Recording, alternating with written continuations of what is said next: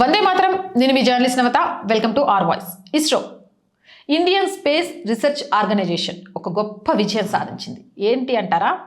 ఈ మిషన్లో అమెరికాకు చెందిన ఏఎస్టీ స్పేస్ మొబైల్ కంపెనీకి చెందిన 6100 కిలోగ్రాముల బరువున్న బ్లూబర్డ్ బ్లాక్ 2 ఉపగ్రహాన్ని డిసెంబర్ 24న శ్రీహరికోటలోని సతీష్ ధావన్ స్పేస్ సెంటర్ నుంచి ఇస్రో యొక్క భారీ రాకెట్ అయిన LVM-3 M6 విజయవంతంగా ప్రయోగించబడి లో ఎర్త్ ఆర్బిట్ అంటే LEOలోకి విజయవంతంగా చేర్చారు.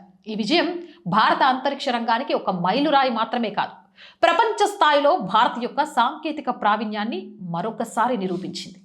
ఈ మిషన్ గొప్పతనం ఏంటంటే ఇది భారత్ నుంచి ప్రయోగించిన అతిపెద్ద భారీ ఉపగ్రహం. గతంలో నవంబర్ 2025లో LVM-3 M5 మిషన్లో 4400 కిలోగ్రాముల CMS-03 ఉపగ్రహాన్ని ప్రయోగించిన రికార్డును ఇది బద్దలు కొట్టింది. LVM-3 బాహుబలి అని పిలుస్తారు. రాకెట్ ఇప్పటి వరకు చంద్రయాన్-2, చంద్రయాన్-3, వన్వెబ్ ఉపగ్రహాలు వంటి ముఖ్యమైన మిషన్లను విజయవంతంగా నిర్వహించింది. ఈసారి అమెరికా కంపెనీకి చెందిన వాణిజ్య ఉపగ్రహాన్ని ప్రయోగించడం ద్వారా ఇస్రో యొక్క వాణిజ్య సామర్థ్యం మరింత పెరిగింది. New space India limited NSIL ద్వారా జరిగిన ఈ ఒప్పందం భారత్ని ప్రపంచ వాణిజ్య ఉపగ్రహ ప్రయోగ మార్కెట్లో ముందంజలో నిలిపింది. అమెరికాలో ఎలాన్ మాస్క్ నిర్మించిన SpaceX రాకెట్ అంతరిక్షంలోకి మళ్లీ వెనక్కి వచ్చే సదుపాయం ఉన్న లాంచ్ వెహికల్. మరి వాటిని ఉపయోగించి శాటిలైట్ని పంపించే అవకాశం ఉన్న విదేశీ సంస్థలు తమ ఉపగ్రహాలను పంపేందుకు భారత్ ఇస్రోని ఎందుకు ఎంచుకుంటున్నారు అంటే వాటికంటే భారత్ చవకగా మరియు విజయవంతంగా తమ సర్వీసులను ఇస్తున్నాయి. మన LVM-3 rocket Elon Musk SpaceX లాగా తిరిగి ఉపయోగించే వీలు లేదు. ఒక ఉపగ్రహాన్ని తీసుకొని అది అంతరిక్షంలోకి వెళ్తే దాని ఉపయోగం అయిపోయినట్లే. అంటే ప్రస్తుతం LVM-3 పూర్తిగా ఎక్సెంబెడబుల్.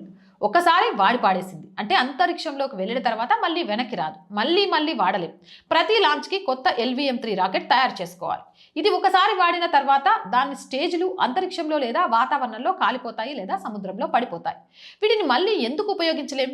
ప్రపంచంలో SpaceX యొక్క ఫాల్కాన్ 9 లాగా ఫస్ట్ స్టేజ్ మళ్ళీ ల్యాండ్ అయ్యే టెక్నాలజీ ఇస్రో ఇంకా LVM-3లో అమలు చేయలేదు.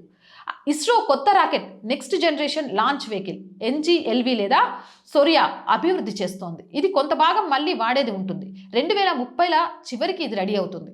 ఇప్పుడు LVM-3 మళ్ళీ ఉపయోగించడానికి వీలు లేనిది కాబట్టి ఇది ఖర్చుతో కూడుకున్నది. మరి ఇంత ఖర్చుతో కూడుకున్న దాన్ని ఉపయోగిస్తూ విదేశీ సంస్థలు తమ శాటిలైట్స్ని ఇస్రో ద్వారా ఎందుకు పంపుతున్నాయి అంటే ఇస్రో LVM-3ని చాలా నమ్మదగిన దానిగా అంటే 100% సక్సెస్ రేట్తో అభివృద్ధి చేసింది. అంతేకాదు లాంచ్ ఛార్జీలు LMV-3 రాకెట్ ఖర్చు కన్నా కస్టమర్లే చెల్లిస్తారు. అయినా కూడా ఇది SpaceX ద్వారా లాంచ్ కంటే తక్కువ ఖర్చుతో 100% విజయవంతంగా జరుగుతున్న ఆపరేషన్. అందుకే విదేశీ కస్టమర్లు కూడా భారత్ వైపు చూస్తున్నారు. ఇలాంటి డీల్స్ ద్వారా ఇస్రో NSIL రెవెన్యూ గణనీయంగా పెరుగుతుంది. ఎలా అంటే 2021 నుంచి 22లో 1730 కోట్ల నుంచి 2023-24 వచ్చేసరికి 3509 కోట్లకు పెరిగింది ఇస్రో ఆదాయం. అంటే మన శాస్త్రవేత్తల పనికి, మన శాస్త్రవేత్తల పదునుకి, మన శాస్త్రవేత్త మెదళ్లకు శతకోటి వందనాలు. ఇలానే భారత్ని అంచెలంచెలుగా ఎదుగుతూ ఎవరెస్ట్ ఎంత ఎత్తులో ప్రపంచ దేశాల ముందు నిలబెట్టడానికి మీరు చేస్తున్న తపనకి, మీరు పడుతున్న శ్రమకు ఏమిచ్చినా మీ రుణం తీర్చుకోలేం. చేతులు జోడించి నమస్కారం చేయడం తప్ప. జై హింద్, జై భారత్. మోర్ వీడియోస్ కోసం ఛానల్ని వెంటనే సబ్స్క్రైబ్ చేయండి. రోజు చెప్తున్నా అండి, ఆర్ వాయిస్ పొలిటికల్ రెండు మన ఛానల్సే. So please subscribe our channels. Content బాగుంటే లైక్ చేయండి, షేర్ చేయండి. అండ్ మళ్ళీ చెప్తున్నా, ఆర్ వాయిస్ నిజాయితీగా దేశం కోసం, ధర్మం కోసం పనిచేస్తుంది. ఆ అమ్మాయి పడే కష్టానికి ఒక అర్థం ఉంది. ఇలాంటి వాళ్ళకు సహాయాన్ని అందించాలి, ఈ ఛానల్ని నిలబెట్టాలి అనుకున్న వాళ్ళు మాత్రమే ఆర్థికంగా సహాయం చేయండి. వీడియోస్ అన్నీ చూశాక మీకు ఈ ఛానల్ మీద సదాభిప్రాయం ఉంటేనే ఆర్థికంగా సపోర్ట్ చేయండి. అలాంటి మీరు చేసే ఒక్క రూపాయి సహాయమైనా సరే మాకు చేయూతనివ్వడంతో పాటు ఇంకా మాలో కసిగా పని చేయాలి అనే తాపత్రయాన్ని కలిగిస్తుంది.